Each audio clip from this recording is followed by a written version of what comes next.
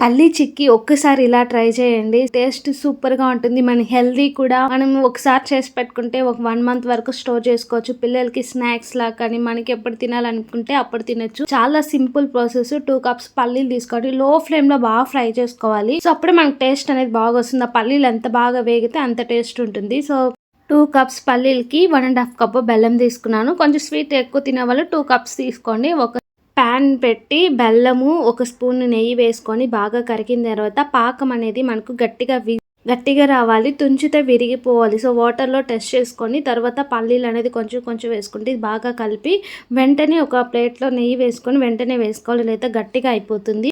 ఇలా స్ప్రెడ్ చేసుకొని ఘాట్లు పెట్టుకొని ఒక 1 అవర్ వదిలేసామంటే తర్వాత ఈజీగా వచ్చేస్తుంది. మీకు ఒకవేళ రాకపోతే చాక్తో కానీ జస్ట్ అట్లా తీసామంటే కూడా వచ్చేస్తుంది. చాలా క్రిస్పీగా టేస్టీగా ఉంది. సో మీకు ఈ వీడియో నచ్చితే లైక్ చేసి షేర్ చేసి సబ్స్క్రైబ్ చేసుకోండి. మర్చిపోకుండా కామెంట్ చేయండి. Thanks for watching.